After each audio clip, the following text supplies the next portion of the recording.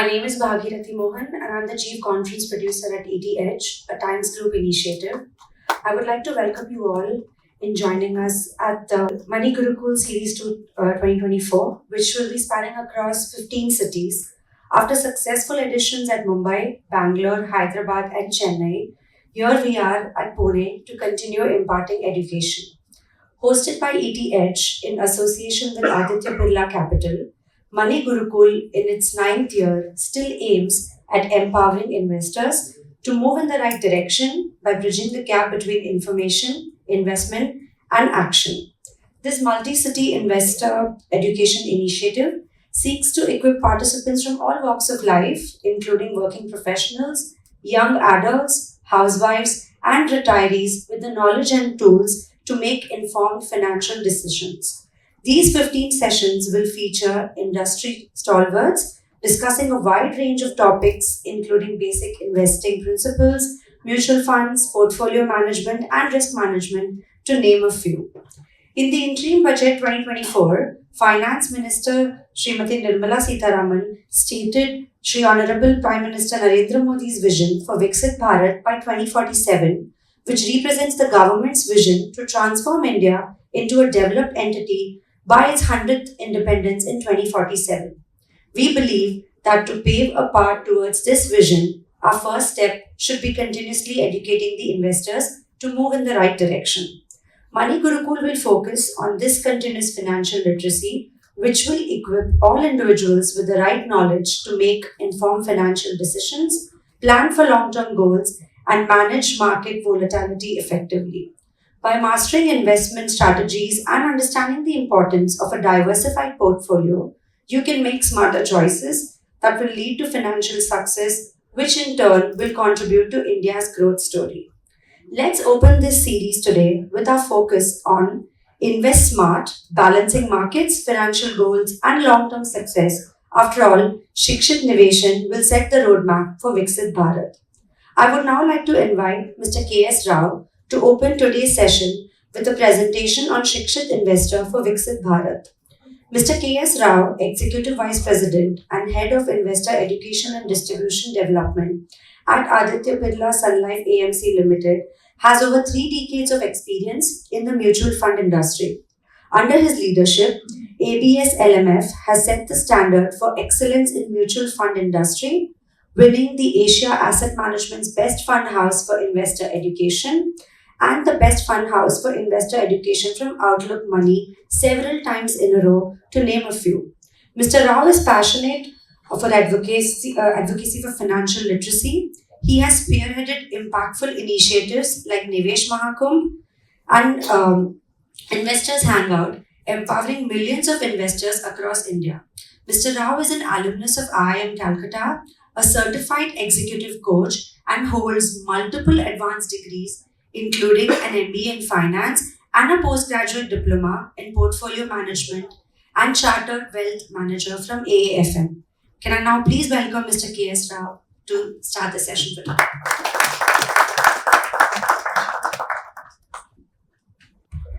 Thanks, Bhagirathi, for that introduction. Good evening, namaskaram to all of you. Indeed, it's an honor to be here, and it's a great to have each one of you here this afternoon. And I know this is the other side of the city, and but still you can make it. Maybe next 1 hour, 30 minutes, you are going to invest your time. And with me, it's a privilege to have the best of the brains of Pune. Not only Pune, I can say best of the brains of the country. And each of them have come with a very rich experience. Probably you can see during the panel conversations, what you can take back home is a lot of messages. And more so in the current market trends, how need to be cautious to how need to be knowledgeable is the most important. Probably you have been given some cue cards on your table. Probably you can write your questions. We will try to answer as many questions as possible. I mean, with Amit ji, Bharat ji, and Santosh ji, it is we can have these conversations can go on, and maybe some questions if you are not answering, we can also answer over cup of tea post the session. Thanks once again for coming here, and this is our, as she put it, it's the 5th session which we are doing in the current series. But it's an interesting story I can talk is why this store, Money Gurukul, we started. That's way back in 2015. It's a Money Gurukul. We were just starting a lot of initiatives on invest education. This is a conversation with ET now at we were discussing and we were doing another episode called Pahla Kadam, but we were just looking at what is that next we can do. I'm very sorry. Last 4 days I'm traveling and throat is gone. I'll be and this is then we also adapted at that point of the time few thousands of schools to impart the financial education for the school students in association with the National Institutes of Security Market. And one of the schools when we went, it is in Karnataka in a small town. And that is the day the logo for our rupee was I can't say invented. It has come for the first time introduced. That rupee symbol, rupee had never had a symbol. We used to write RS or rupee kind of it. And the one of the girls, she's hardly class 4, and we asked her how you define money. And that day morning, probably they had a conversation at home, what I don't know. And she said 1 rupee coin. She said it, that rupee, the symbol which she brought it, cut it on the newspaper. She said it. My money is money. I can spell MONEY, but all that defines me is if I take M and Y out. That one, I have a 1 rupee coin. That is a symbol which was there. And how if I am saving this money, I will become a saver.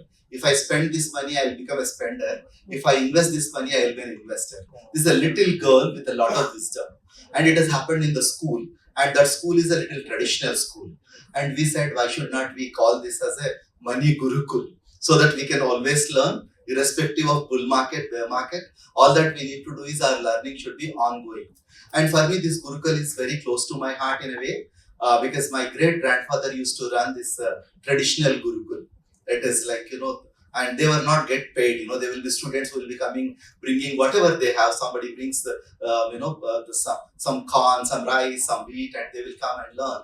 And my grandfather used to teach us how his father used to impart the education. They used to have these 3 kinds of studies. It is what it's today. If I can look at some of the IIMs or Harvard implements that model. The model, but they are very differently, but it is a traditional Indian Gurukul model. The model is early morning, the students will come. They will have 2 hours they spend with the guru or the teacher, the adhyapak. That first 2 hours is called adhyayan. That will be taught, something is taught. And they will go back to their place, their rooms, and they will do self-study. That is called swadhyayam. And they come back in the afternoon, they will discuss what is happening. And they will have that swadhyaya and will go further up.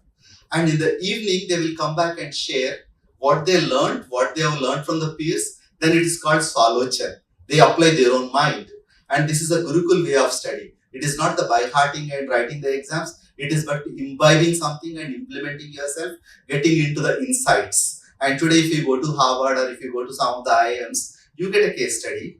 And case study is being given to you. And you will understand your own way. Then you discuss with your peers and you apply to your current situation. Then it's indirectly there's a traditional way of. And we thought this Money Gurukul.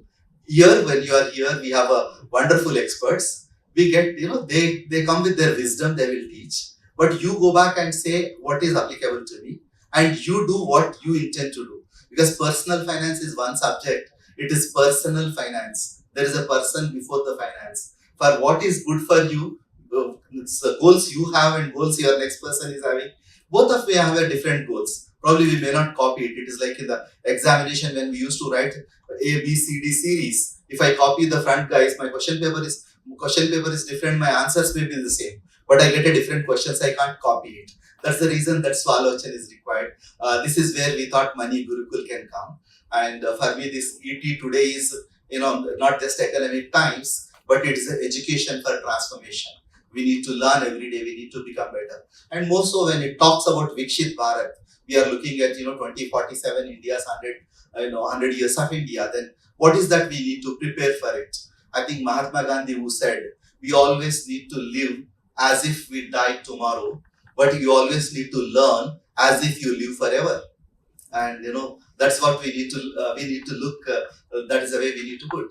I think if I can go back to the famous personality like Benjamin Graham, who said investing in the knowledge is the best interest you get. It is not the markets, it is investing in yourself. Human capital makes the other capital to happen.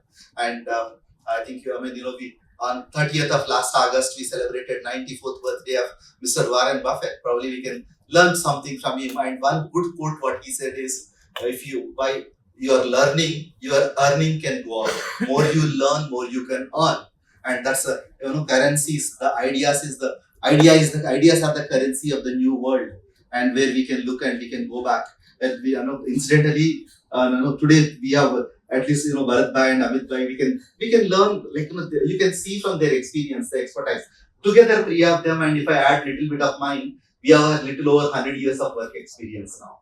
And you can get that. Not what you cannot Google. Write those questions, those doubts. You can get there and we can get it clarified. Maybe in the next 10 to 15 minutes, I'll complete my presentation. I'll run a little faster because I have the best of the people. Please excuse me for the super fast running. Normally, across the globe, Santosh ji comes from, he just recently moved from Hong Kong to India. And if you can see the global citizens, normally, especially the West team, they talk little over 80 words per minute. I think 60 to 80, that's what the average world speak. And in India, we speak around 100 to 120. But in South India, you come, we will speak 180 to 240 words per minute. And I will use that 180 to 240 words now. And I come from that part of the India. And it's like, somebody said very nicely, we all have a formal education. But formal education has given the work. But the informal and financial education will give us the fortune. Today, let that be, that 90 minutes can make us move towards that fortune. We have people here who are retired. We have people here who are just started career. And let us see what kind of mix we can see, what we can learn. And before I go further, give me a minute. At Aditya Birla, this is only one slide I speak about my company. We are just completing, in November we will be completing 30 years. We are in the 30th year of our business asset management industry. We manage today roughly around 3,96,000 crores. And for us, the most part is every business what we do at Aditya Birla is the fundamental thing is enriching the lives. What is that we add value to the people.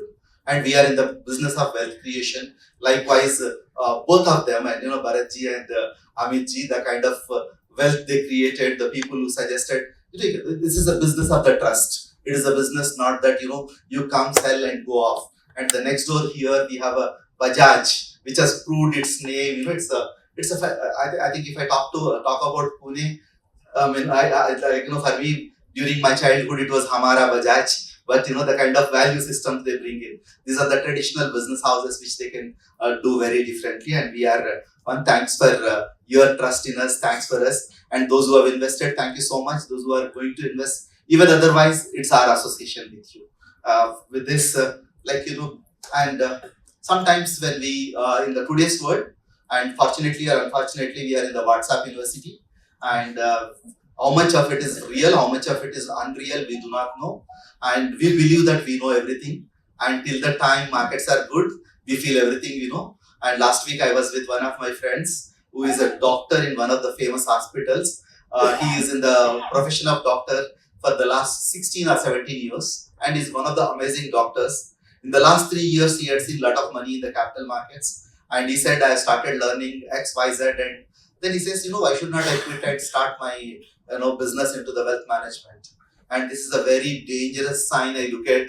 And I also met few of his friends. And the challenging is leaving the profession, coming to each of us here to do our profession, and managing money should be the second part. And every doctor leaves and coming to the wealth management, doing the last 3 years of the good things. And some of us who are here for the last 30 years, we have seen good, bad, worst. Not everything can go always good. And I was just narrating to him, you just hold on, do what you are meant to do it. There is somebody manages your money. And then incidentally, last 2 weeks, 1 week back, he sent a text to me. He has lost quite a good amount of money in the latest trading. I was too glad that he has lost because he said, I lost some money in F&O, and the SEBI data says 90% of the people will lose the money in the F&O. And I said, sir, good. Now there is no future, there is no option. You have to go and do your work. You need to be a doctor. And That's where I can say this Warren Buffett quote is there is nothing wrong with know nothing rather than you doing something, but still it's always a learning game. With this, if we can move to the Vikshit Bharat 2047, it's a like when Bhagirathi said, she said it is our honorable Prime Minister dream. Probably it is our Prime Minister dream, and it's a dream for every one of us. It's a vision for every one of us. All of us who are going to be here, I mean, we are going to see that economy which is developed economy, which is developed India. That's the Vikshit Bharat.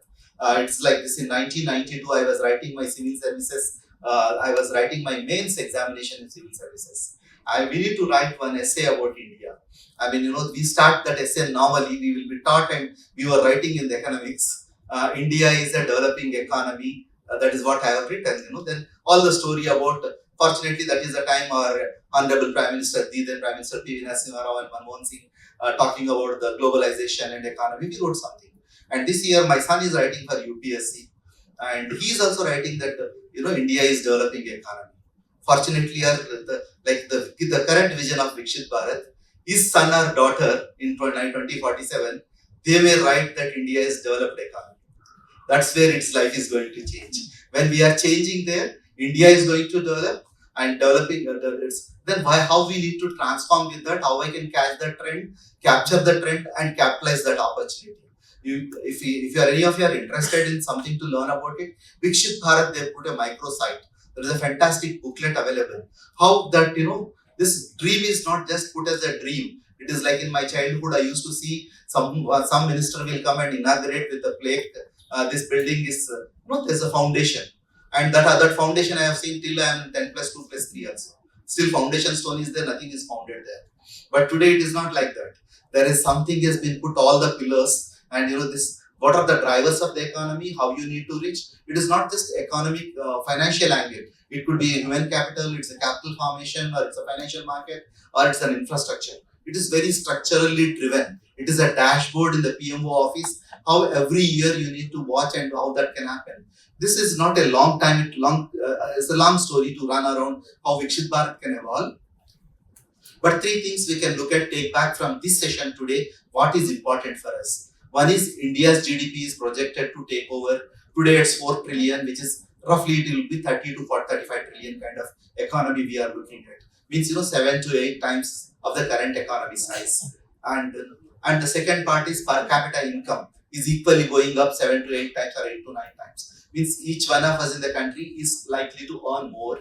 And in this process, how I can make myself save more, invest more, and prosper better than what nation is moving, that's the whole intention. But the tagline added to that, which is coming to us, is each of us are going to live longer.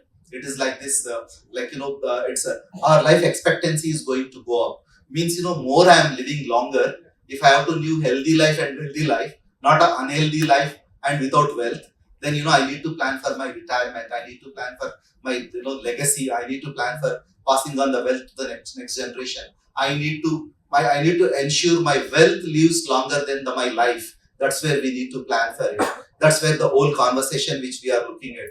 And this Vikshit Bharat, which is happening at a speed, which is going to happen at a scale, and the scope is much bigger. And in ancient India, we used to call India as a Sone ki chidiya. Probably we are going back that. We are going to see that. Then how we can plan. Some of us who have seen in 1992 to till date, there is a lot of good things have happened. Probably we have not said in 92 what is going to happen in 24. Probably some things happened by default, something happened by design. But now we have an opportunity to work for this vision. And in between, you may have a temporary setbacks, but we can move forward. Broadly to look at, one is the population going up and second is per capita is going up.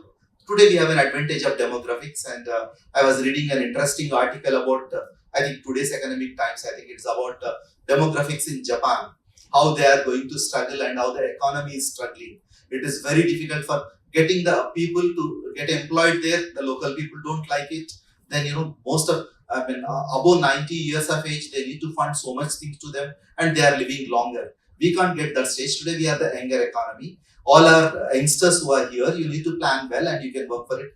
Probably, there is also another study which says after 2060, the population which is going to be little around 165 crores, which is going to come down. Means, then population will come down and settle down at 150.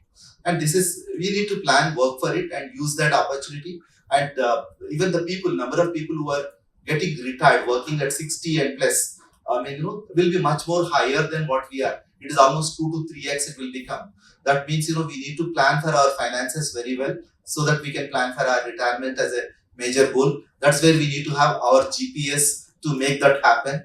That GPS is not the GPS when we came here to HHI, and that GPS for us should be, we need to have our own goals, and we need to create those portfolios, and we need to stay invested. This is where we can learn from our experts. And this transformation journey for the nation is good, but how we all can individually transform, how we can become, I think SEBI always says, educated investor, informed investor is an empowered investor. These all initiatives which we do under the aegis of SEBI, and this is where we intend to say there is how you need to understand risk before return, and how you need to understand broadly what you are and why you are doing. And who is that? I think when she said about the smart investing, smart investor, the normal smart we define, specific goal, measurable goal. But what is that smart investor of Vikshit Bharat can do? One is, first you need to become Shikshit. How you need to become Shikshit is ongoing. It's a continuous learning. It's like in what you read today, tomorrow morning it may become irrelevant and something else got updated. Yesterday night when the Fed has cut the rate by 50 basis points, there will be multiple pundits talking something in the morning which has not happened in the afternoon. Then something else will change, and you need to be continuously educated. And there is no other option but to get educated.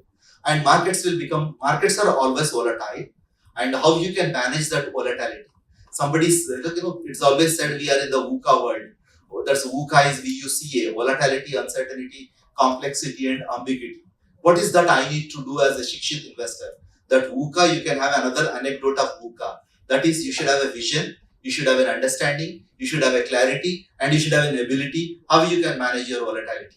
Then it is like, we are most of the times invested screwed towards one asset class. Either it could be a gold higher or real estate higher or equity higher. And how that asset allocation can happen, how I can stay invested in multiple asset classes, how that can benefit for us. We can discuss, and you can put those questions to our panelists. What is that? How will that can work for you? And last 3 to 4 years, we are looking more on our statement of accounts on the return side. It has come suddenly. I met a lady a day before yesterday. We were in Chennai with ET Money Gurukul only, and she came back and said, these are the 3 funds on average given 36% return. This is one fund has given only 24% return. I want to withdraw this and redeem this. Tell me any fund which can give 40% of the return. Imagine, how the ignorance can work for us. And I said, this your 36 and 24 average, even if it's that's good. Even tomorrow, after 2 years, you may come back and tell me it's a 12 to 14% return you will get on average. Don't look at that, don't look at that return. The Excel sheet return is yesterday's. Tomorrow's return is different. No, that's why we used to tell mutual fund investments are subject to market risk. Understand the risk before the return, how much you can take. And that's the greed is working more today. You need to understand how we can work on this. And then the last is how I can time the market. I think topic, people, it is proven that timing the market is most important rather than time. You can't time the market. Anything can happen. None of us can predict. Though we have wonderful experts, we are not even the astrologers. We can say what is going to happen tomorrow morning. And we can't predict, but we need to prepare. How we can do that? And it is like, then you can put yourself some questions. What is that I can do for myself? And there are fundamentally how I can become a smart investor is simple. If your heart is functioning like this, there are 4 things you need to understand. First, you need to understand why you are investing. What is your investment objective?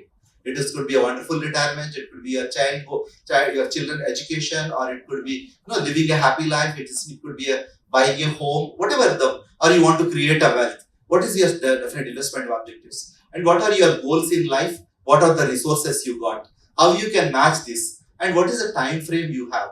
If you can manage this, fantastic. Probably most of the times we fail to manage. That's where we always have one financial coach, somebody guide us. Like, the other day we had a privilege to host our Olympian madam, this girl, Manu Bakar. And I had one more colleague of Manu Bakar by name Sweta Singh. She was from Hyderabad. She lost in 3 points. She was 19 years old girl. We were just asking, and she was coaching this girl. And she said Manu Bakar, when she had a very she thought considered she was failed in the first attempt in the earlier Olympics, and this year when she won, what made a difference to her is she had a wonderful coach. And for us also, like to get into the right way to investing, probably we should have one great coach that can happen. And you should know where you are going. Before I take further, I have a small AV from SEBI. There is a super plan. Invest 10,000 now. After 6 months, take 20,000. Whatever you put, doubles. Double? Yeah. No, Mr. Kumar, na? He's also invested. You know Kumar sir, na? He's also invested. What all he's got today? Big car, big house, everything he has got. That Kumar bhai na? He has also invested in it. Man, below, car. All your goods, straight doubles. Arey, that Kumar, na? His life is set. Or Kumar sir, now who's car? Everything. You know that Kumar sir? What doesn't he have today? But who's this Mr. Kumar? Mr. Kumar. Kumar. That Kumar sir. Don't just go by what people say. Check the details of your investment scheme carefully before investing. SEBI, her investor की ताकत. Any Kumar in this room? We will become Kumars many a times, right? Either in the bull market or bear market or something, because always the greed works. And if you can see that SEBI data which has come on the F&O this year, I think as of last month, it is little over 72,000 crores is gone there, and little over 54,000 crores I think people have lost, and the amount is huge. If I can meet a lot of youngsters who are done with the crypto, and they keep telling my investment has gone up much high, and today I got into zero. I also met one boy who is an engineering final year grad when we were doing Mani Gurukul series in Bangalore a week back. This boy has filed income tax returns with 39 lakhs negative loss. It's a capital loss. It is that's the story. We become Kumars by our own mindsets, not the markets will make, and how you need to become much more learned, how we can manage money better. That's the most important part of it. Then this time they have taken the theme, the Mani Gurukul series. Thanks to Bhagirathi for putting that in a space. How you need to invest smart, and how you need to have the balancing the markets, and then your financial goals, and what is that you need to do long term. And that's what today evening we will go back home, making those things. What is that I need to invest smart? How I can set my financial goals? What is that? How I can navigate the markets? You can get there. How you can get right for that financial goal or your life goal planning. How you need to become a smart investor, and end of it, how I can create a wealth. It is like wealth. पैसे बनाना काफी आसान है, पैसे बने रहना काफी मुश्किल है. It is like today's net worth, tomorrow morning it can become whatever. How you need to stay put. I keep telling people, for managing the money, you need to have 4 G's. This is Chanakya writes in Arthashastra. Before you have to manage the money, what he says is the first thing is you need to procure the money. You need to source the money. You need to earn the money. If I am an employee, my employer pays the money. My money source is salary. If somebody is a businessman, he gets the money from the business. A farmer gets from his agriculture. Means you need to get your more money. For an employee, your skills are most important. You invest in your human capital, you get more salary and more money. Similarly, for the businessman, the business acumen. The first G is the most important to getting your money. And the second part, we talk about financial side. The inflation eats away and there is an opportunity. We say, Vikshit Bharat, India is going this place. I need to get that. I need to ensure my money should grow. And Warren Buffett says, managing the money, there are only 2 principles. The principle number 1 is never lose money. And principle number 2 is never forget the principle number 1. And then you need to guard your money. And the last but not the least, all of us in this room, after some time we are not here on this. We need to give back that money to someone, either to our kids or to the society or to the church or to the mosque or to the temple, whichever the way we need to give back that money. And these 4 G's are the fundamental G's where we can look at. Probably 5th G we have to add. It is like Japanese says, it's arigato. You need to have the thankful, graceful, gratitude. If you can get that, you can manage money so well. And just before go further, that Q part I would like to ask, how many of you have written your wills? Estate planning. Only one sir in this room. Will writing, your own will. 2, 3, 4. Thank you so much. In this room of 100, except three, all of us we can we I think we believe in Ganesh Bappa Moria, right? We believe in that. But most of us probably that is a fundamental thing. And before you go, we have given one wonderful book called Organize Your Financial Life. Go back and see where you are putting your money and just look whether at least you check your nominations whether it is right. And I'll just come back and and we spoke about country and we spoke about 2047. India's GDP is growing up. But I would like to ask a question to each one of you is your GDP is growing up? That GDP is not a gross domestic product. That GDP is your own goals, your own dreams, and plans to accomplish your goals and dreams. It is your money, your family, your future, your belongings. Do you have that plan? What kind of castle you have built there? That castle in the financial planning we talk about is your cash flow, your asset allocation, your succession planning, your taxation, and it's a leverage, how much to take loan, how much not to take, and your estate planning is the last one. Have you built that castle right? That's where you can go back home today. And I'm also an executive a coach. I tell all my coaches a couple of things when I do my sessions. I mean, every day when they come, every week I have a coaching sessions. There is one simple tool I'll tell them is you should follow this principle of 3-2-1. Three things we discussed this during the session. Two things important for you, but at least one thing you go back and implement. For each one of you, I would like to tell, we have three speakers are there, three wonderful personalities. Three things from each one of them you can learn. Two what you can take back, you can learn. And one you can implement. Probably this day is the best invested day for you. And going further, all that our intention is, be all good savers, how you can become a good investor and how you can convert savings to the investment and investing rightly, which can create a wealth, which power of compounding can work for you. How then you become a smart investor. And the 99% of the time study shows the better wealth is created not because markets have performed well. Better wealth is created because somebody has invested, saved more and invested better, had a patience, waited for longer. We talk in the mutual funds SIP. Here, SIP for you is save more, invest better, and patience to have a wealth for longer. I mean, that's where the power of compounding can work. And how long you invest is the most important, but how you have invested is not. The time gives that. And power of compounding will work only when you have a power of investing. If you are investing the time and returns together, it can the interest will work to you to give that kind of wealth for you. We are good at taking the loans which we pay for the EMIs for life. My colleagues from Bombay, I always see them, they take 1 crore or 2 crores for their housing loan and throughout their career they work for the company, but because just to pay that EMI. But probably the best habit for is convert that EMI into other EMI, that equitable monthly installment, say equity monthly investment. Your SIPs can work for you for much better.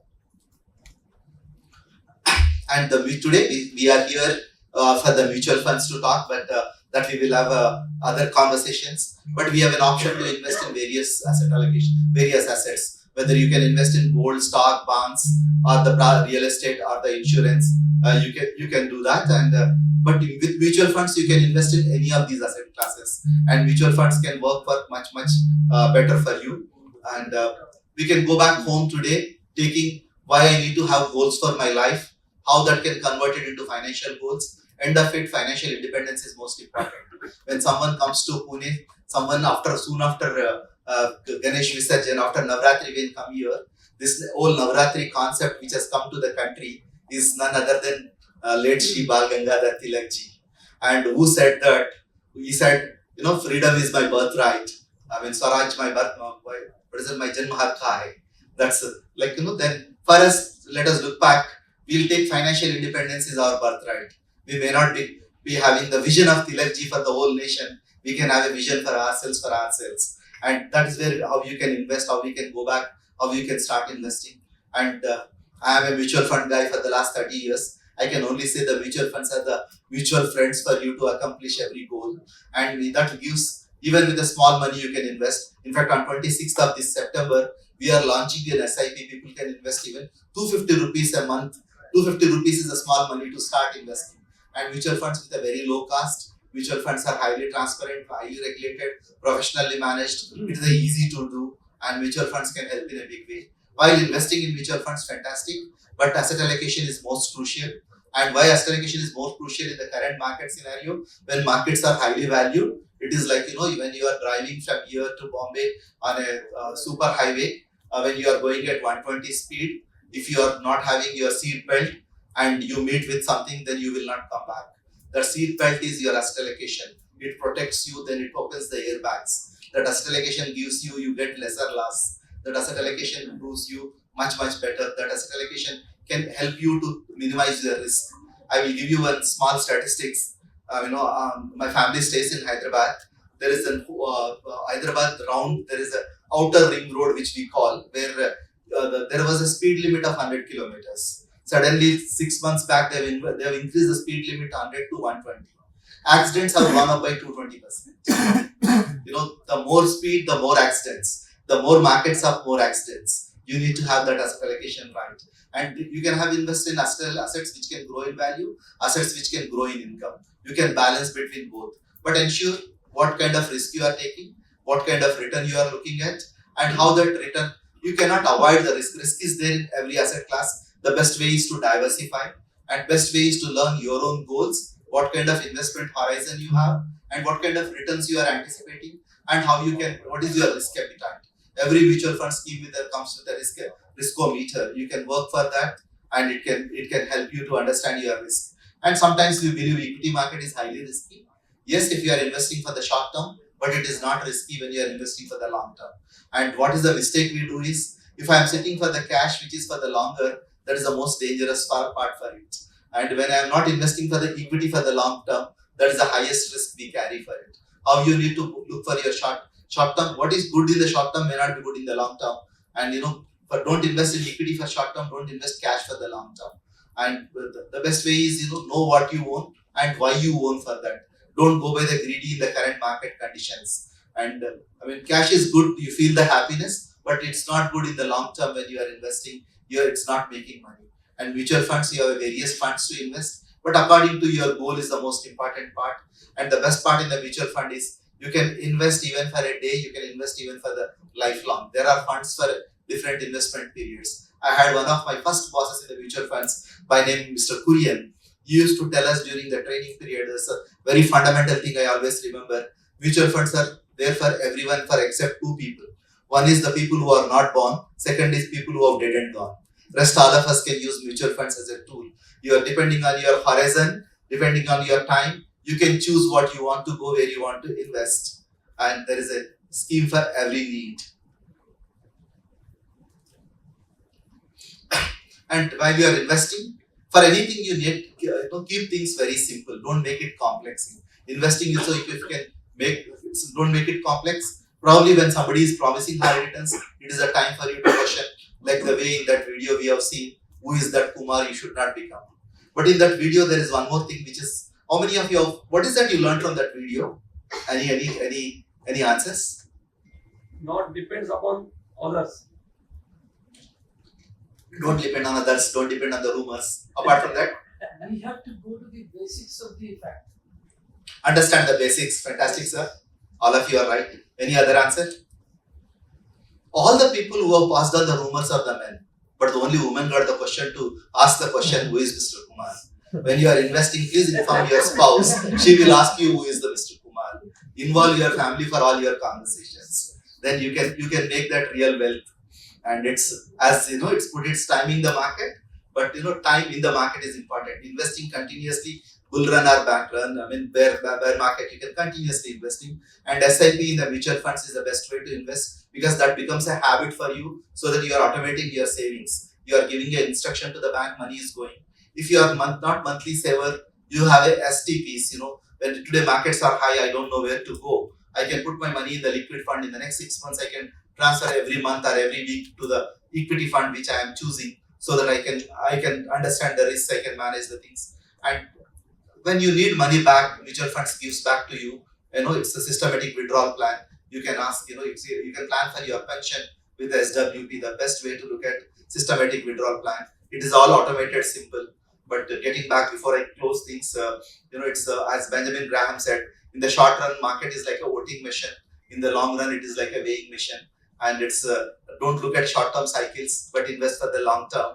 and predicting the rain does not count, but building the ark does. You need to prepare for that future, and before we understand the markets, better is understanding our own behavior. Most of the times we lose money because of our behavior, not because of the markets. And we have a various biases. How either it's a present bias, currently market is doing well. It could be a recency bias. It could be overconfident. I know everything. But all these biases you need to understand. Sometimes you have various options where to invest. You don't know. You may get a choice paralysis. And everyone is investing in the mutual funds. I want to invest, or everyone in the stock market. Again, you have a various biases, and understand your own biases. And or the best is to have a coach, a conversation. Then that your biases somebody can handle for you better. And a friend of mine last week, his daughter was in a hospital. He has to he's a great surgeon, but when it comes to his daughter, he said, I am not going to operate my child because I am emotional. I can't. And he has asked his colleague to operate his child. Likewise, when you are managing money, you will always be emotional, right? Even I know little bit about the funds, little bit about the markets, but even my money is managed by somebody. I am so glad because I don't need to be emotional. Sometimes even I become emotional and I go back, I may do wrong decisions. And when these biases are there, best you have a coach. And expecting always markets will do well, may not. But over a period, markets can definitely do well. You will see that ups and downs, but be ready and prepared in the long term, it will be good. And somebody invest in the mutual funds. A lot of my friends will keep asking me, "Arey, आपका NAV तो इतना बढ़ गया, मैं अभी निकालूं क्या?" And he looks at, and unfortunately today we are in the digital era. Every day you see your NAV. In those days when we are getting a statement of account once a month, then you never see the NAV. Don't look at markets or NAVs every day. And it is like you are investing your money, and it may come, NAV may come down, NAV may go down. I mean, I look at NAV as a definition, NAV as an acronym. I have 3 NAVs. The day I am investing, it is a true NAV, that net asset value. Today I am buying that. Till the time I achieve my goal, that is NAV is never available value for me. But on the day I am taking my goal, I have got this thing accomplished, then it is available to me, it is now available value for me. You need to look your NAV different way. And a lot of things you do not control, you don't worry about it. Worry about what you can control. What you are buying, why you are buying, what is the process you are adapting, what kind of media you are consuming and not to consume. You do not have a control how the small virus can change the world. You do not have a control what the war can create. You do not have a control how the market can behave. What you can have a control is yourself. Fortunately, you are in a wonderful city called Pune. I mean, our neighbors known to giving the viruses, spreading the viruses. Pune is known for giving the vaccine. And you have a control to give the vaccine, not to take the virus. And you invest for the longer, and we always say we are a long-term investor. When market corrects, there are very few people says long. But temporary luck, we consider that ourselves, I made a lot of money. But the temporary luck, you unless convert into a skill, you can't create that wealth for longer. Even for the temporary money, that luck for me is LUCK, labor under correct knowledge. You need to understand what you, at least उसके लिए तो थोड़ा सा दिमाग लगाना पड़ता है. Then investing in ROI, investing in the money in the market is one thing. Investing in yourself is the best ROI you can get there. It's a return on investment, and return you create that impact for it. And your physical health, and your health is the first important, the wealth is the next one. If you have a wealth creation formula, before I close this presentation, this is the last slide. I mean, if this is one template, if I have to follow, simple template is I can have my own budgets. Most of the times we are worried what Nirmala Sitharaman ji has given her on her budget, but we never have a control on our own budget. Have your budget, stick to the budget. Have financial goals, have a financial coach. And have first compulsorily an emergency fund, have your insurance. Then how you can minimize debt, how you can maximize your investments, and saving the first, spending the later. And the last but not the least is focusing on your long term and have your will writing in place. This is a big formula to create a wealth and to get a financial freedom. Your investment income should become more than your expenses. Your current salary income can become a passive income or the portfolio income. Convert that into that, then you get into the financial freedom. And this is a part of investor education initiative we do on the aegis of SEBI. SEBI got a wonderful website for anything you need to complain to, lot to know. Scores.gov.in. Anything you want to write, anything on the mutual funds to the stock market. And SEBI has also recently launched an education exclusive microsite. and there is also an app which is there, which is a free of cost. You can get there. There is a certification program which they recently started. You can ensure that not only you undergo, you can make your children to undergo for this certification. And at Amphi website, you have a lot of information. Come to our website on the investor education side. You have a lot of content, lot of podcasts, and there is a lot to learn. With this, thanks for the time. I think I have superseded another 5 minutes more. I think what she has given to me. Thank you. But do something that your future generations can thank you is teach your next generations also on the how they can manage money. And while you are managing your money, thank you so much for your time. Moving forward on our journey of educating investors, we will now move into our panel discussion, which is closely curated to deliberate on the theme for this series, which is Invest Smart, Balancing Markets, Financial Goals, and Long-Term Success. We will be discussing key topics like smart investing, budget implications on investing, balancing markets, personal finance strategies, retirement planning, estate planning, to name a few. For this session, I would like to welcome our esteemed panelists for today. CA Bharat Pathak. He's a distinguished financial expert with an illustrious career spanning 40 years in the financial sector and over 30 years in investment management. He secured the first rank in Maharashtra in SSC, first rank in LLB from the University of Pune, and topped the CA final in India. As the founder director of Wealth Managers India Private Limited, he has built one of the leading investment advisory firms in the country. His expertise has been recognized with the prestigious CNBC TV18 Financial Advisor Award, and his firm is now in a strategic tie-up with Scriptbox, expanding their influence in the investment landscape. Welcome, sir. Our next panelist for today is Mr. Amit Pivalkar. He's a founder of Sapient FinServe, bringing a wealth of expertise in investments, financial advisory, and sales management. With a strong foundation in portfolio management, he has consistently demonstrated a strategic vision for new business development. His ability to foster long-standing relationships with clients has been key to expanding and optimizing their financial portfolios over the years. Welcome, sir. Our next panelist for today is Mr. Santosh Sirur, who's a seasoned banker, podcaster, coach, and radio jockey with over 2 decades of leadership experience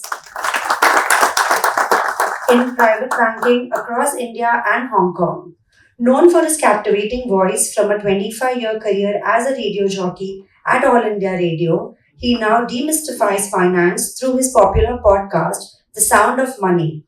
Mr. Sirur's influence extends across podcasts such as Talk Right Today, Beyond Work, Amchi Legends, and The Wisdom Project, and he has also graced the TEDx stage in Hong Kong. His journey is featured in the book Secrets of the Engaging Warrior, inspiring many through both print and speaking engagements. Welcome, sir. And of course, I would also like to invite Mr. K.S. Rao to join our esteemed panelists.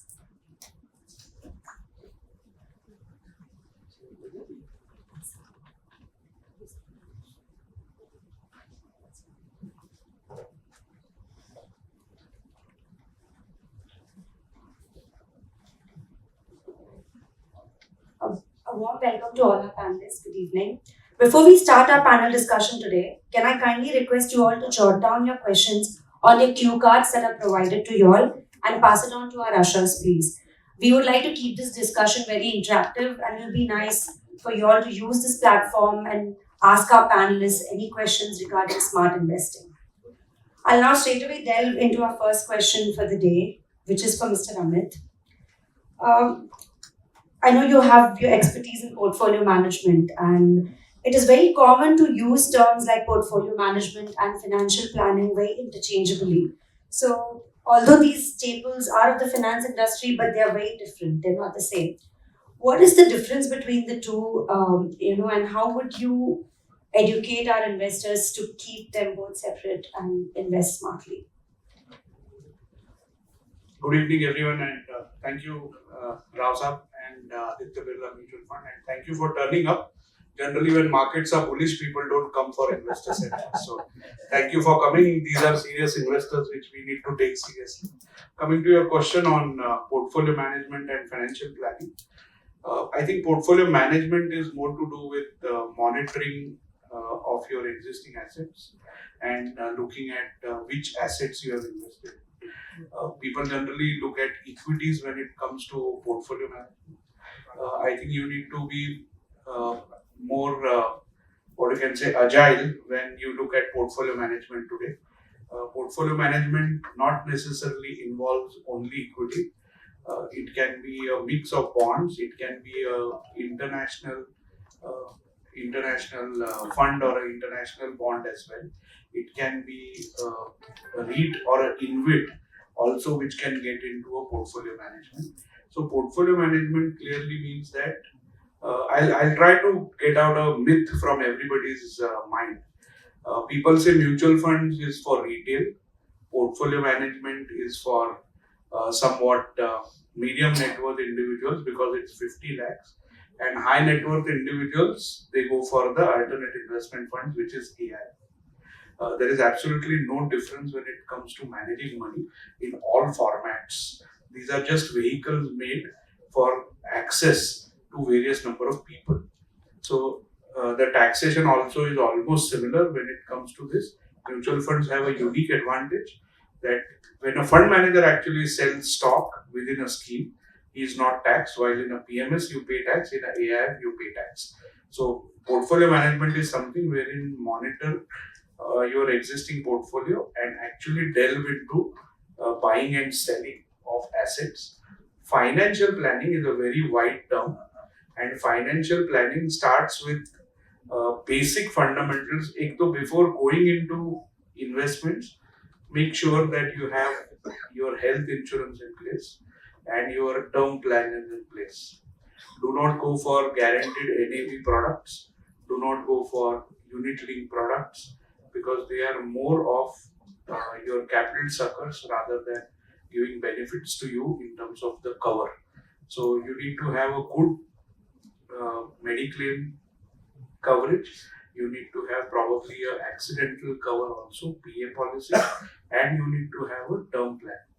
Many people say that I need to take only a third party liability on my car insurance because एवढे काही accident होत नाही, मी चांगली चालवतो गाडी.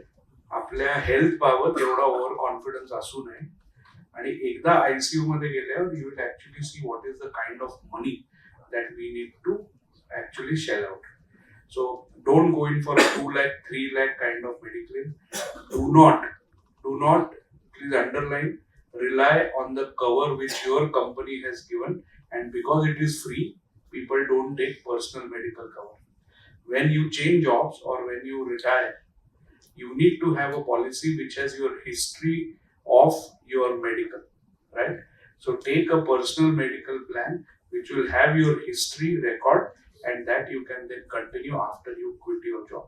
So PMS is managing the money, while financial planning is actually sitting down and going from point A to point B, and then you can go into a portfolio. That was a long answer to a short question. Sorry. Very great answer. And I think health is something which we all ignore. So, touching that point is absolutely important. Great. My next question is for Mr. Bharat. Post budget, what are the market trends and how should one proceed with investing? And what are some of the common mistakes that one could make, and what are ways to avoid them?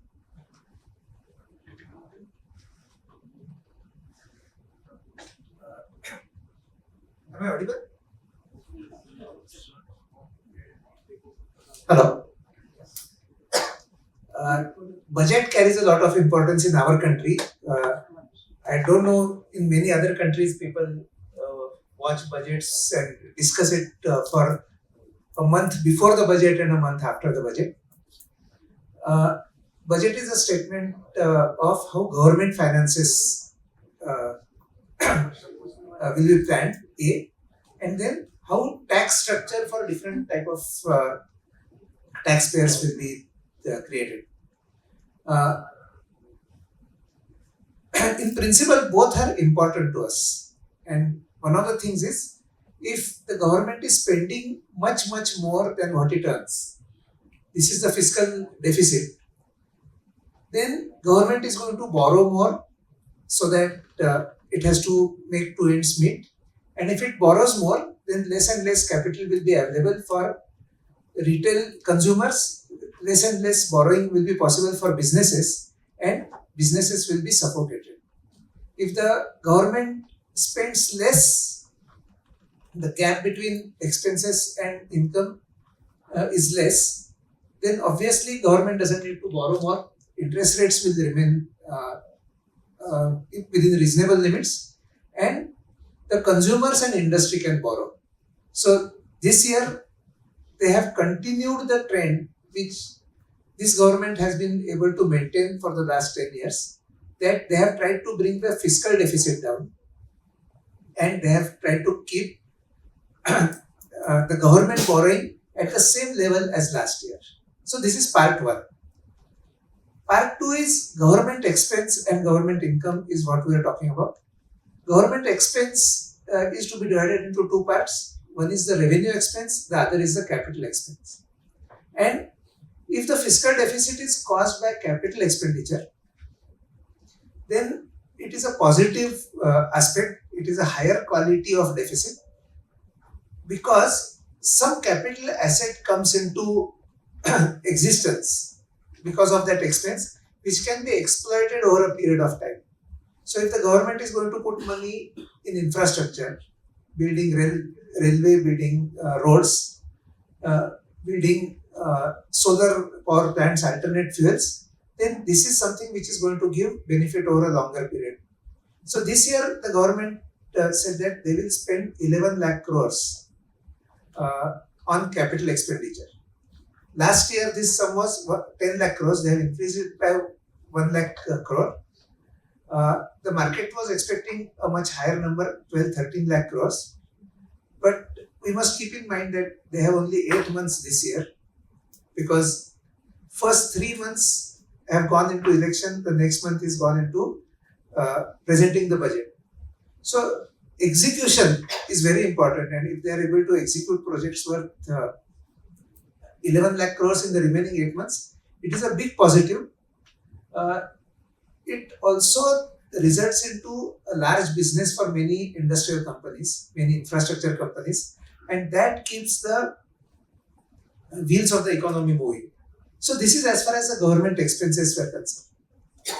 The second part, and some of us have found that the capital gains tax on equity shares, equity mutual funds has gone up from 10% to 12.5%. The short-term tax has gone up from 15% to 20%. What they have tried to do is simplify the capital gains structure. So now there are only two tax rates. The 12.5% tax rate for all long-term capital gains. So irrespective of which asset it comes from. So if it comes from equity, if it comes from equity mutual funds, if it comes from real estate, it comes from REITs, it comes from precious metals, the long-term capital gains tax is 12.5%. The holding period also, there were earlier number of different holding periods. For something it was 1 year, for something it was 2 years, something it was 3 years. Now they have made only 2 holding periods. So for equity or equity related assets, the holding period for long-term capital gains is 1 year. For everything else, it is 2 years. So this has simplified things to a large extent. After the budget, there was a big uproar about real estate being taxed at 12.5% without indexation. But for that, an amendment has been moved, and now the assessees have a choice that they can calculate the income as per indexation or without indexation, and they can opt whichever is more beneficial to them. So I think yes, 12.5% instead of 10%, it pinches to some extent. But I think the government is also very smart. They have seen that 4 years ago, the Bombay BSE Sensex was 40,000. After that, COVID hit us. It came to 25,000. From there, today we are at 83,000. So they say, if you have made your money 3.5 times, give us 2.5% of that. Great, great. Thank you so much. I don't know if anyone has something to add there. Great. So my next question is for Mr. Santosh. Thanks to affordable smart mobile devices and accessibility to cheap internet, I think financial related education is very accessible for millennials and Gen Z today compared to what it was for our predecessors. So I'm just looking at the room, and we have a wide range of age in this room itself. So what, according to you, are three best financial tips that you would like to give to millennials versus Gen Z versus anyone who's planning their retirement closely? Yeah. So typically, when we talk of the millennials, who are typically 1981 to 2012 kind of thing, 96 actually, and the Gen Zs are basically the 97 to 2012, which are the kids now who are the Netflix generation, as we say. So they both come in a very different strata, because that generation of the millennials have seen the 1991 liberalization to a great extent, and the other ones are ones who haven't. Everything has been on a platter for them, right? So let me first talk about the millennials.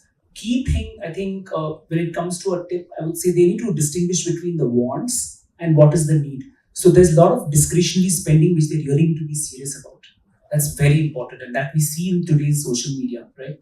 A connected point to that, this generation is going in for home loans and mortgage and all kind of loans. Even for mobile phones, they're going in for loans. So the concern here is the credit score, because that's very key. They go, and all these apps are allowing them. You get very, very careful. So that's one key financial tip. Make sure your credit scores are in place. The third, and it's very important in today's life, especially when it comes to jobs, you've got to be doing, your plan B ready. Invest in education, invest in an alternative job. I'll give you my own example. I'm a banker. I've been with ICICI Bank onwards. I started my journey in 99. But I pursued a parallel career as a radio jockey. That didn't give me money, but it gave me the passion was there. But look at it today. If suppose something goes wrong in my banking, redundancy for that matter, then I have now graduated from that RJ to today as a podcaster and can get into podcasting. In fact, now there is a time where, in fact, I was talking to Mr. Rao, there is a situation where it's coming, should I continue my banking or get into podcasting? You got to live with the times. I think that's very important. So that's very key for this generation. Now let me talk to the Gen Z generations who didn't believe that Doordarshan was, 2 hours of Doordarshan. How could you even survive is the question, right? Today, social media, everything literally on the fingertips. So for this generation, financial scams is something they got to be damn careful about. Instagram is not equal to Insta money. Remember that. It's very important. Everyone looks at these finfluencers. I'm not one of them. Finfluencers, and they have their own conditions. They have their own situations, and they have grown up in life. Good luck to them. But youngsters are getting influenced. And parents are being demanded, I need a I-13, I need this and that, and they go in for loans. So financial scams, FNO, future bhi nahi, option bhi nahi. It's as that simple as that. So that's financial scam is key. Make sure you don't, and it's not just about FNO scams. I have come across learned people. I've come across people who are like, I can't believe, lost 2 crores plus in an FNO. CEO of a company, I can't believe that, but I got to know of it through my podcasting journey. So that's very, very key, especially. The second I would say is avoiding this lifestyle inflation, I call it. What it means is that, you start earning. Today, this generation is literally earning. And I come across so many of my own bank friends, right? Who, junior guys, right? A Citibank 2nd floor, a UPS 4th floor, and say an HSBC on 8th floor. Lunchtime is interview time. Money is there. Somebody pays you 10,000 more, you move up. Attrition is pretty high. Places like Pune, Gurukul, Chennai, these are hotbeds for making money. IT companies are promising them bikes. So make sure you move from, these material things somewhere in time to get into savings, and more importantly, wealth creation. Savings is one different thing. Wealth creation is very big. That's one thing they need to be careful about. And I would say the third point tip would be hustling. Do that hustling. Not at the cost of working together at the same time and, uska bhi job kiya, uska. Learn the skills and work accordingly so that you're ready with your plan B and C and D today. It's not about plan B only, because that may not work. So these are key tips I would say for the youngsters, and I know most of the parents are here. That messaging has to be there because today, we are not so. We are nowadays. There's this new thing, right? We are not the Insta generation. We are the Facebook generation. I'm like, thanks. At least we are digital somewhere, not the newspaper. But you got to be sure what your kids are doing at home and what kind of content is being consumed. That's very key, and especially when it comes to finance. I've come across many cases who are borrowing loans or making quick bucks and investing in stock markets. Invest karo, but be aware of what you're doing. Or at least a mutual fund route, that's the best way. Great, thank you so much. Sure.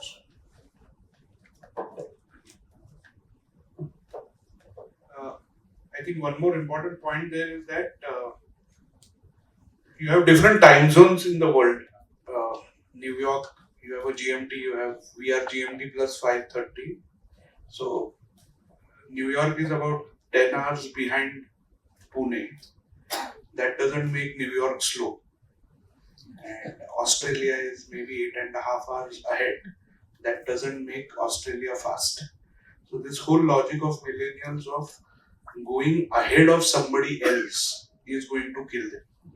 So it's a relativity game wherein everybody wants to go not ahead in life but ahead of you, although he might be going in a different direction. So where you are going, that is more important. You might choose a bicycle or a train or a flight to go to Bombay from Pune, but don't choose it because somebody else has chosen it. So it's a game of relativity. You need to be sure what is good for you, and accordingly you must make a choice.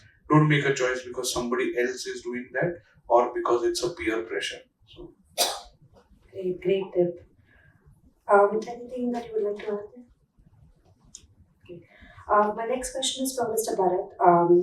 What is the importance of asset allocation and diversification? I know Mr. Rao briefly touched upon it in his presentation, but if you could, tell us more about it.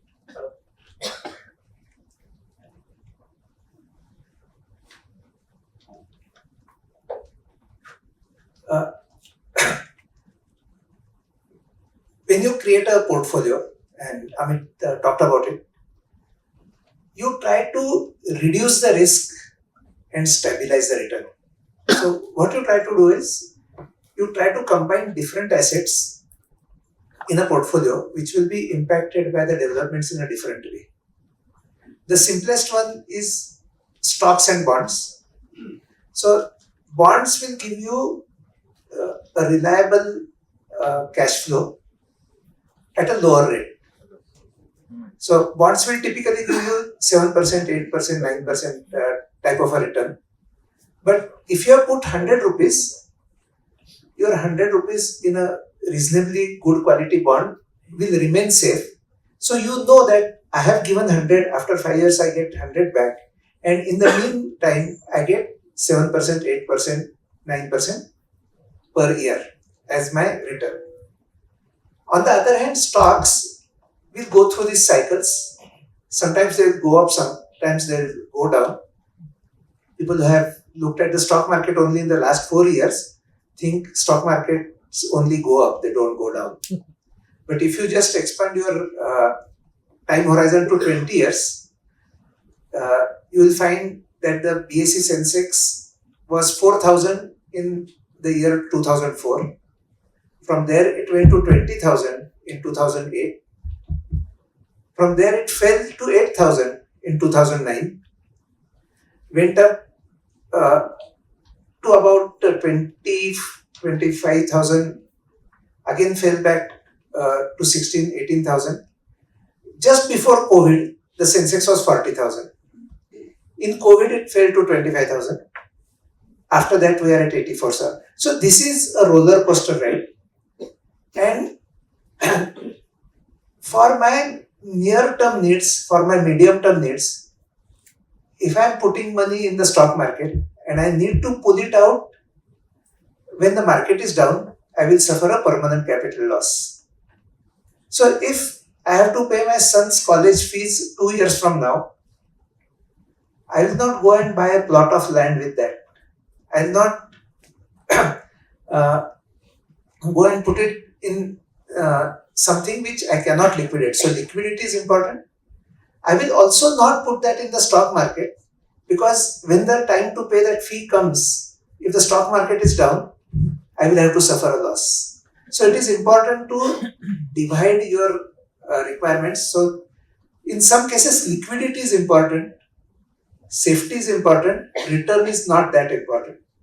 In some other cases, you don't need liquidity. Somebody who is saving for his child's wedding, which is 15 years away, he doesn't need the liquidity in the meantime. So he will say, my return is important, my safety is important, but my liquidity is not important. And combining different assets which respond differently is important. So this is what is called diversification. I find many people, they work in a particular company, so their salary is coming from that company. When they get money, they will buy shares of the same company. They will also put a fixed deposit in the same company. So this is not diversification, because if the company goes through a downturn, my salary will be impacted, my shares will be impacted, and I am not sure whether the company will be able to pay the interest in time. So diversification will mean distributing your assets into different avenues, which again don't follow the same cycle. And I think managing the liquidity requirements, it is important to find out where you don't need liquidity and those assets.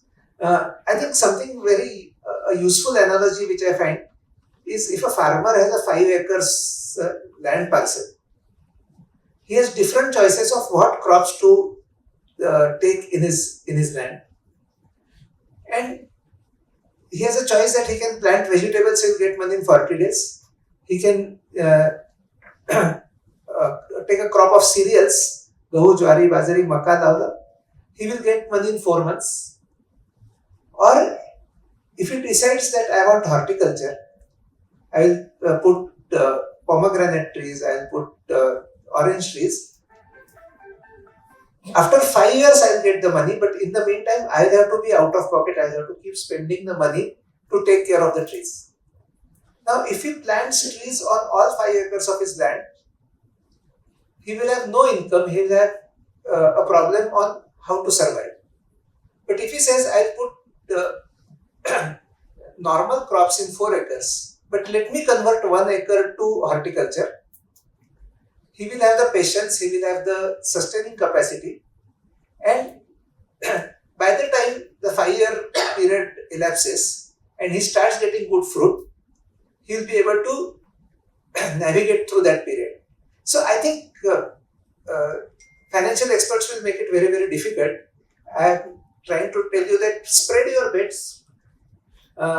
Even when you choose your food, you don't eat one favorite food in your lunch, you combine with different things. So diversification, asset allocation is nothing but having a proper thali, which will give you vitamins, which will give you protein, which will give you carbohydrates. Thank you so much. And as you're talking, there is a question for you. How can equity penetration go up from 8% in India? What measures would you take if you were in position of authority? Very specifically for you. I think this is something which we have seen in the last 4 years. So I don't think when people see that there is a benefit, they will come to that. So when the honeybee sees that there is honey, it will go there. We have to be careful that many people who enter today are not entering with the wrong expectations, and keeping the expectations right is important. So, and I think people like Mr. Rao is doing a great service to this country, Shikshit Innovation, so that people understand these cycles and they are able to take the volatility of equity into their stride. So, I think risk can be mitigated by better education. Amit would like to add something. the penetration is happening through your EPF accounts, where EPF is allowed to invest in Nifty and Sensex. So through the ETF route, even if you are contributing to your EPF, 5% of that goes into equity. So you are already contributing to the Sensex and Nifty by your monthly SIP in your EPF. So I just have one question. How many of you have attended share market classes here? We all will close our eyes if you want to raise your hands. So typically when there are financial experts on the panel, if they are expert, they will manage their own money. If they are sitting here, they are here to sell advice and they are not here to do charity. So whenever you are thinking of doing something to learn an art, in order to get that Pandit Upadhi, it is 20-25 years of riyaz. It cannot happen in 20 hours of training. So keep that in mind when you are going to think of joining a class for doing trading in stock markets. Trading as we are closer to the golf course and we are closer to the race course. So one thing which is different, Mr. Rao, between stock market and horse races is in horse races, one horse has to win. In stock market, not necessarily. We say that somebody buys and somebody sells, and both think that they are astute. की मी वेळेत विकलं आणि समोरच्याला वाटतं मी वेळेत घेतलं. Right? So in horse races, one horse has to win. In stock markets, maybe both of them lose. असं पण होऊ शकतं. So keep your greed at bay and apply fundamentals.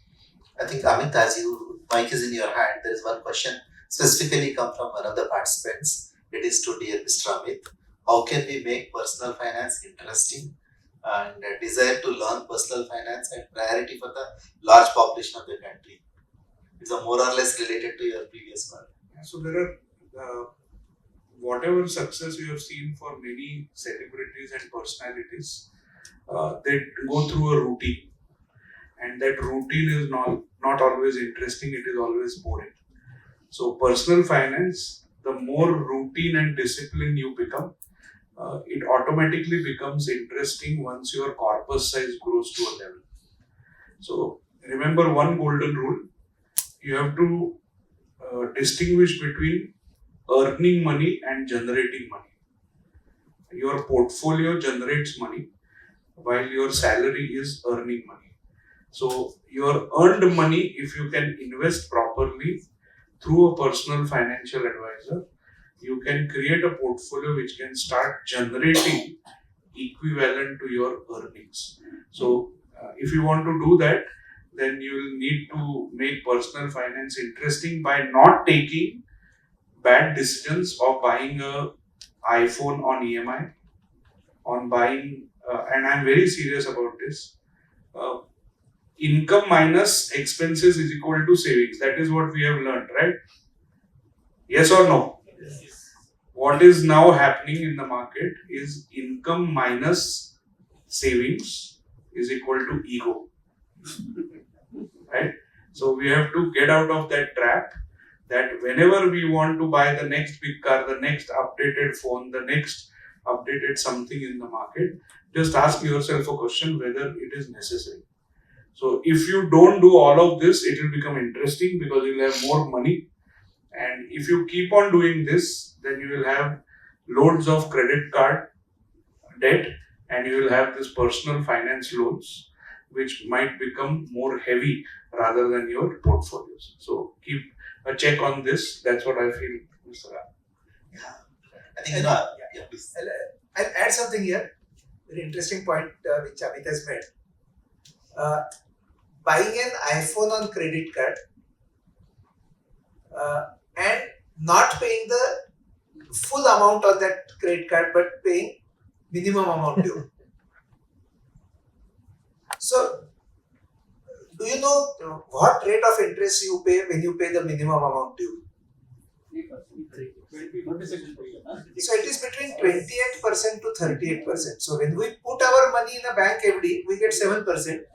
But when we use a credit card and pay minimum amount due, we are paying between 28 to 36%, 38% as interest. So that is one. Secondly, the same iPhone, if I buy next September, it will be half the price. They say every September a new iPhone is released, and the operating system on the earlier iPhones is set in such a way that the batteries will start going down from June. But keep that away. Do I really need 2 cameras or 3 cameras on my phone? How many features on my phone I actually end up using? And is that expense worth it? And is it so urgent that I cannot postpone it by 6 months? So instead of paying installments on my credit card, if I just put that money in a liquid fund and prepare for my next year's iPhone, I think I will have more than half the money in my pocket. One point to add is that when you're paying that 28 to 36%, that is coming from a salary where you have already paid 34% income tax. So the cost of that interest of 28 to 36%, you add 34% to that, and that is the actual cost what you will pay. So कुठेतरी आपण म्हणायचो ना की अंथरूण बघून पाय पसरायला हवे, तर आपण दुसऱ्याच्या अंथरुणात घुसून आता पाय पसरतो. Why do you get so many calls from these banking companies? Because they are there to make you believe that you need a loan. ज्याला खरंच लोनची गरज असते त्याला बँक कधी लोन देत नाही. ज्याला लोनची गरज नसते त्यालाच फोन येतो.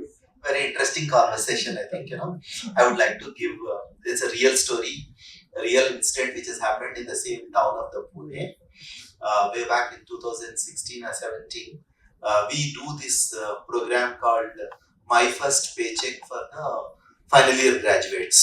So it's a 2.5 hours to 5 hours workshop we do for the students. And one of the universities here, it's now they made it mandatory for all the people who are undergoing the campus placements have to undergo this workshop. And in 2016, I was here and I was doing this program. And one of the students, the attendant was a child who is the daughter of the dean. Though she was not in the final year, she was getting final year next year. She attended that program. And post the program, dean was hosting, lunch to us. And then this girl was very curious. She said, I get pocket money from my parents. Next year, my mother's 50th birthday, I want to save something and give a gift to her. And then father was very excited and he said, I will give little more money to you for your pocket money if you are going to your mother, and that's a fantastic thing to do. And then in the conversation, he also said, my daughter, every 2 years, she changes her phone. And then shall I do something now? Then he has bargained in such a way. She saves something from her pocket, 2,000 rupees, and he gives 2,000 rupees every month, and they convert that into an SIP. Means effectively on that day, they have created two, one for mother account, one for her account. And the next year when I went to the same institute to do the session, she was the final year graduate, so we are legitimately eligible student there. She was there and same story happened, and we went to the dean's cafe, have a cup of coffee. Then I asked her what you did with your money. I gave 50,000 check to my mother on their 50th birthday. That was a fantastic thing. Then second question I asked, how much money you got in your mobile SIP money? I got now 40,000 rupees, 48,000 rupees or something. And that I think fortunately she put it in some balanced advantage fund, money has gone out. I said, are you going to buy the mobile now? She said, no, I'm not going to buy. I said, why? This is now my money, not my parents are giving. And someone has asked the question, how to teach personal finance is best to make the experiential learning, make your children to participate part of investing, and make that investing journey very interesting. You become personal finance teacher for your children. And while in my presentation at least, 4 times, 5 times I would have put Warren Buffett photograph. Probably you can create Warren Buffetts in your own home by making that experiential learning. Sir, on this, easiest way to do this is give your son or daughter pocket money, and when you go for a movie, ask them to buy popcorn and Pepsi to all members in the family. Next time they will carry their own bottle from their house. So this is the easiest way to teach, because people go and spend 700-800 rupees on popcorn. I think if they spend from their own pocket money, nobody is going to buy popcorn. In fact, here again, one more incident I'll tell you. A friend of mine, he's a Gujarati. I mean, they're very smart people. I always love. And this man, what he did is, when his daughter is born, he has ensured he started his SIP. Daughter is born incidentally on 15th of August, and he created SIP account on 15th of August. And once the child has come to third year or fourth year, once she understands things, and he made a conversations with her, Betty, this is the money which is going for you, and it is your money, and this is the fund house I invested. This fund house will come, they will send a SMS. Mutual funds will send an SMS to you 4 days or 5 days before your SIP is coming on 15th of the month. Please ensure there enough money in the bank account. All that you need to do for me is, you need to remind me on 10th whether in this account this money is there, so that it will be deposited in your name. And this girl was at third class onwards, she know what to say when my father is investing. That has got into her savings habit. And by the time she comes to the fifth year, she is understanding the numbers, and she was looking at a statement of account and going to the father and asking, last month you have invested 80 units, this time I got 70 units. Why you invested less? Then he started talking about NAV. Now that girl is in her engineering, and she is in her BITS Pilani, and she had a portfolio. She's got a portfolio of little over 45-50 lakh rupees. Now she was at the class of the 7th or 8th. She was asking about what portfolios, and she started investing. And this year she is publishing a book, How to Start Your Own Investing. That's the way we can teach our children. I think it stresses a lot on importance of open and regular family conversations. I think that is something that we should encourage, and we all should do that with our family on a regular basis. Yeah, personal financial conversations are the most important thing. How many of you maintain at least where you have invested? It is written somewhere. Some of you, few of us, very good. During COVID time, I had a colleague of mine. She is 24 years old, and it is in the month of April 30th. She was getting married, and 15 days before she lost her father in COVID, and within 2 days she lost her mother in COVID. Both of them are they are working for the tech companies. There is no physical record available where the money. One is the loss of the parents. Second, we don't know where and they were very asset rich, but she has become a cash poor. Then she lost her uncle, and then fortunately her mother-in-law, would-be mother-in-law, was very kind. On 30th, they went to the church and got married. And we struggled after that 2 years to get where that money, what insurance policies they have, because some SMS will come something, then we connect the dots, then this NSDL sends that CAS, then we have seen where the investments, then most of its nominations were not there. Probably take the time when she said family financial conversations, spend some time with your spouse, where you are investing, why you are investing, what is that investment. She may not ask you are Kumar, but you can become much better than the Kumar, and you can have that conversation. That's the reason we created one book called Organizing Your Financial Life. We need to go back to our parent stage where everything is written physically. Something is always documented. Electronic document in our mail, system will crash, mobile will last, we will not go and a lot of money. We are earning a lot of money, but when we are passing to the next generation, there is no record. This is under our control, right?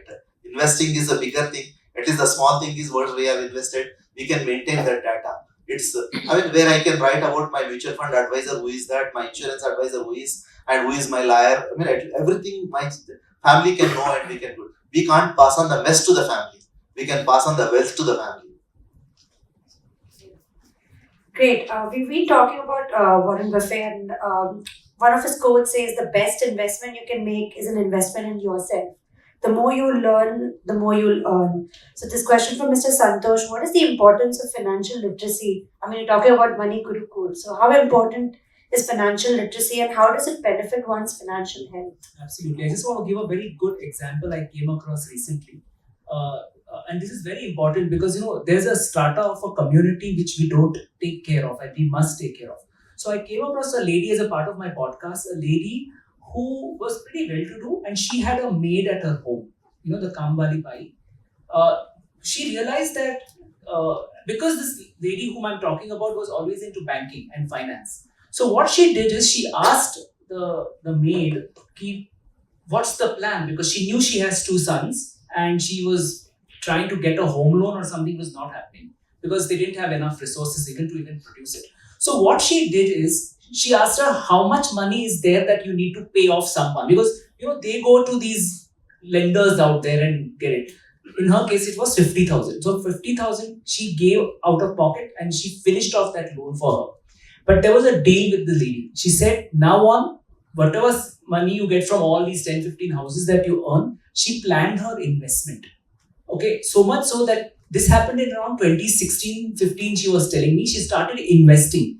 She helped this lady invest, right? Literally from a PAN card, the story started.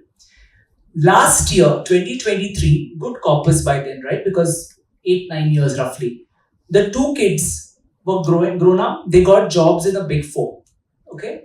Then she managed to get a home loan because wherever she would go, banks would just throw her out saying, "Aapke paas kuch hai hi nahi," in the first place. So because of that corpus that she had, decent corpus, she managed to get a house somewhere in Kalwa, but a decent own house, right? So it's very important, the point here is that when it comes to financial literacy, it's not about us, but even the people around are we doing. Believe me, this happens and we must make that effort. I'll give another example. When I used to be in Mumbai, I used to go from Tardev to Goregaon. Whoever is familiar, it's quite a long distance. And the bus conductor, because it was the first stop, there was one mutual fund guy in the same bus always with us. So the bus conductor, he advised him, because there were no passengers, it's the opposite side, and he would actually advise him. So this is a community we must help as much possible. At least your mates, because they are the ones who really need it, and they will never ask you for it because unke liye it's something really beyond even just can't impossible. So you have to help this. So coming back to your question about family and how you should, I think it's very important. The transparency is very important. Okay, you must have the conversation, open conversations, transparency. Don't be judgmental. इसमें और एक problem होता है. You have your people around you, the in-laws, the extended family who can influence decisions. But if it's a nuclear family of 4, and if your kids are pretty grown up, start having conversations with them as well. They make them aware. I think it's very important because today, remember, your kids are actually much more aware than you all because they have access to social media. Just making sure that they have the right set of information and not misusing it. So I think these are a couple of things I think I can think of. End of the day, there has to be a goal. There has to be a long-term investment plan. And I think that is where the literacy comes into play. And today it's possible, right? With so many television channels, social media, these kind of conferences, it's possible. So long as you guide and the right set of people who don't have that advice or don't have that guidance needs to be channeled into. Great point. We have a question from the audience. I understand there's a risk, but how should I make an entry at what time? What time is good for also making an exit? As well as what happens when my maturity goal is achieved and unfortunately market crashes at that time only?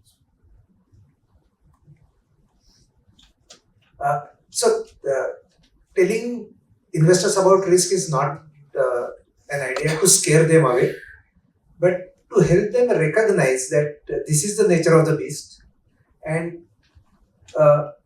you cannot predict how the market will work, then you need to position for that. And that is where it is important that we create a diversification. The medium term goals are funded by safer instruments so that I have the capacity to take risk for the longer term. So that is one part. Secondly, as your time horizon increases, the risk goes down. The chances that you will lose money or your NAV will come down in 1 year, if it is 15%, 20%, if you hold it for 5 years, the chances that there is a loss of capital goes down to only 5%. If you hold it for 7 years, there is practically 0% chance that you will lose your capital or part of your capital.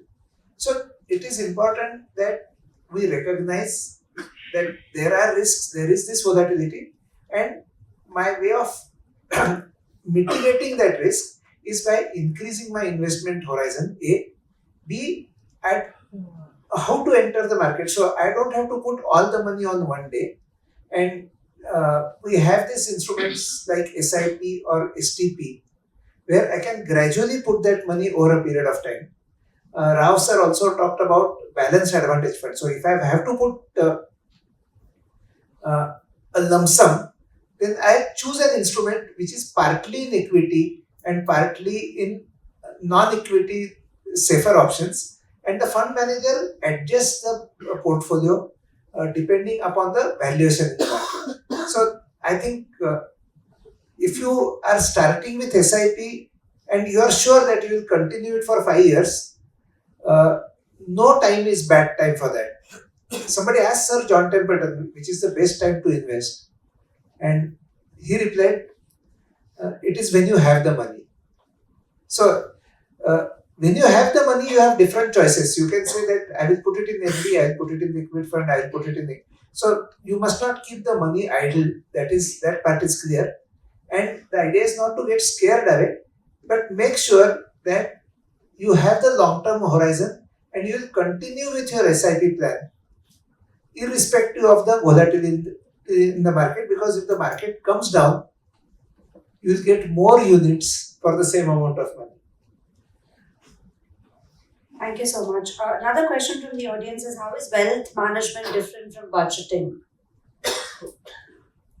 So budgeting is the start of any activity, and budget can be to just write down what you have expensed out in a day. That is also a budget. For the month, how much you are going to save and whether you are towing that line, that is also known as budgeting. You have to budget what is the saving, what is the expense. आपण हिशोब लिहितो तेव्हा काय काय खर्च झाला ते लिहितो. जेव्हा आपण बजेट करतो तेव्हा या महिन्यात किती पैसे माझे खर्च होणार आहेत आणि किती पैसे माझे साठवू शकतात याचं एक बजेट करायला पाहिजे. आणि हेच budget if you extrapolate it to life goals, that in 10 years time I will require X amount for my children's marriage maybe, then that is also budgeting for long. So budgeting is completely an activity where you do the mathematics of how much expense and how much savings and how much investments you do.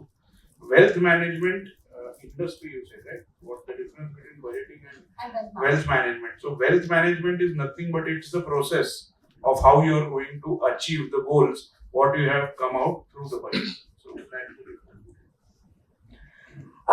Another question I had for you, Mr. Amit, is it is a transition phase, is a time of adjustment, and how would when you're moving from structured work routine to more flexible lifestyle, how can you plan retirement differently for this phase? Okay. Retirement should not be planned when you come closer to retirement. That's rule number one. I think yesterday the finance minister put out a scheme called NPS Vatsalya. I think she said that when your child is born, you should plan for his retirement. So we can't be that looking into the future and getting into all of that. But at least you should try and probably list down what are the kind of expenses you are going to have post-retirement. A. B. Am I going to do a flexi work or a consultancy kind of situation where I'll have some money which can come to me every month. Third is, am I going to probably change the city or town where I'm staying and going somewhere away. Fourth is, have I adequately provided for my health insurance? That is very, very critical on the retirement piece, because if you remember in the movie Shan, Kulbhushan Kharbanda, and he puts the hero in a water tank and then he gives him oxygen. He says, पानी इसको जीने नहीं देगा और oxygen इसको मरने नहीं देगा. Same is going to happen with all of us. Your kids will put you on ventilator. They will not let you die. And you will not have the money to put that ventilator on. Very, very critical to understand when you are planning retirement. Plan the medical expense well in advance. put out a plan for putting that medical expense. Also, Rao sir was mentioning about will writing on retirement. Yes. You need to very clearly define what is going to happen with your estate, and till the time you are alive, my suggestion is you should do all what you want to do with your belongings. I'm not saying transfer it to them, but write down and make it very clear and lucid so that the next generation do not face any problems when they are inheriting all of this. So make a plan, work out on the medical insurance. If you are changing your city, if you are changing your lifestyle, if you are going to do half day work, plan it and then reduce your work hours slowly and gradually, and then execute that plan. That is what I just add 2 points. Rao sir very rightly told about earned income and unearned income. So your portfolio creates an unearned income. You don't have to spend time to earn that income. So the inflection point for retirement comes when your unearned income crosses your earned income, and you are set free. But another point here is you don't retire, you have the freedom to retire, which means you want intellectual stimulus for your mind, you want structured time, you want people to give you importance, and hence retiring and sitting at home is not something that you are looking out for. But you say, now my portfolio has come to such a level, it is generating this kind of a appreciation that I don't depend on my work for my needs. So this freedom to retire will come from there. One point on the medical insurance is very seriously consider top-up insurance, because like Amit told you, you should have a long history with insurance, but the amounts which we thought were enough 10 years ago, 20 years ago, may no longer be sufficient today. So you took a 5 lakh rupee policy in 2001 thinking that this will more than cover your expenses. Now you don't want to take another policy for 25 lakhs because that will be very expensive. But if you have a 5 lakh policy in place, you take a top-up policy which will cover you from 5 lakhs to 25 lakhs, and the premium will be significantly lower because this policy does not pay the amount up to 5 lakhs, but that your earlier policy is taking care of. it's called a higher deductible plan, and that's a good option to have over and above your normal medical. A little related concept about, and I'm sure some of you may have heard, is this FIRE, financially independent, retire early. This is in social media making a lot of news for all the wrong reasons also. Not everyone is, people like 20-year-olds, also even 30-year-olds saying will retire early, but uske baad karega kya? So that's very important. Youngsters especially make these statements on social media, and unless you really made your life and money, it's different. But it's getting it's the fad jaisa, it's happening a lot. So you got to be very mindful, especially youngsters in the family. Be practical. I think that's more important, and not just do what you want and just because somebody has put up a reel or something on Insta. There are some questions which are related to mutual funds and SIPs. Rather than putting to the experts, I thought let me do some rapid fire. Before you all get going back home. And here is a question which is coming: is how that compounding work with SIP, and whether when I am investing regularly in the transaction which I buy at the current NAV, how then it goes up, how it gets compounded. It's a SIP is the way where you are investing every month so that you are staying in the market continuously. That will be units are allotted to you on that day every month and at different rates. As earlier Bharatji was talking about, someday you get more units, someday you get less units, but over a period of time you get that rupee cost averaging.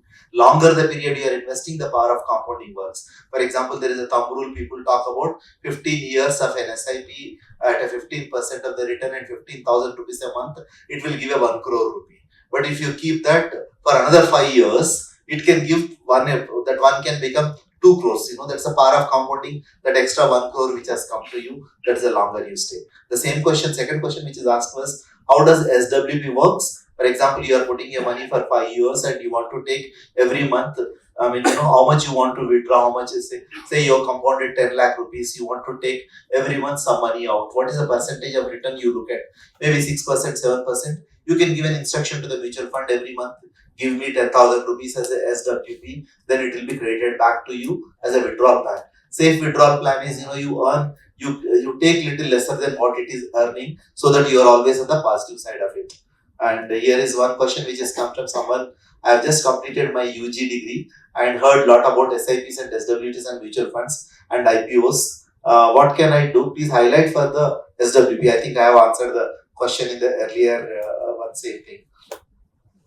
And how can a 2 years old can open a demat account for mutual funds? And what are the things? What are the things required? For 2 years old, it is it is represented by father or mother.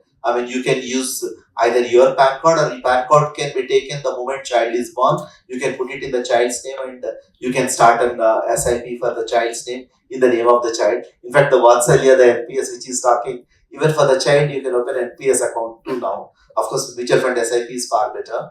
And is SIP in mutual funds is good, or SIP in ETF is better? When you are putting in SIP, comfortably you put it in the mutual fund. ETF is, it's a NAV is every hour it can changes, and SIP you are giving it every month or every week, whichever the way you are looking at, that is NAV is taken. And 3 to 5 years investment perspective, probably 3 to 5 years perspective, you can go to hybrid funds, or like the balanced advantage or multi-asset funds. That could be a better one. And how to select a good mediclaim, I think just now Amitji spoke to you. I think these are the questions. Thank you so much for the rapid fire. Before we end our discussion today, just one quick question to all of you all. Based on your domain expertise, what will be that one tip of smart investing that you will give to our investors that could lead us to Exit Bharat by 2047? Very simple. SIP, sleep in peace, invest. Continue. I'm a classic, my own self, started banking and started SIP around the same time. I'm really sleeping in peace. And as he rightly said, investment is boring. Don't need to check your NAVs and your cash statements on a regular basis. So long it's boring, it's not exciting, that means you're really making great money. Just enjoy life. I think keep on checking where you have reached in your life goals. That is my mantra, that you have to keep on checking that in your goals journey, are you on the right track, and are you crossing important stations at the right time in your journey? That is important. So probably have a look and review your portfolio. That is what I feel is important. Thank you.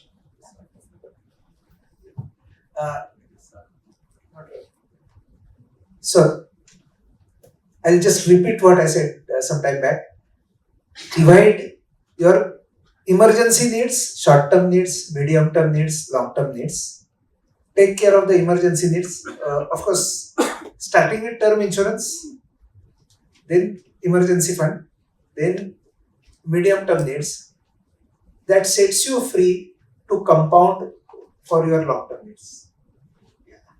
I think, I'll only conclude what all the three of them said. It's easier to the last guy because all that you need to compile. And, when Santoshji said SIP and SIP and SIP, I'll also say that for both of them what they added, it is an SIP. SIP is it is a systematic investment plan, but that SIP for you is, like for example, what I do, I pay a little over 2,40,000 rupees for my insurance premium, including my medical, health and my vehicle every year.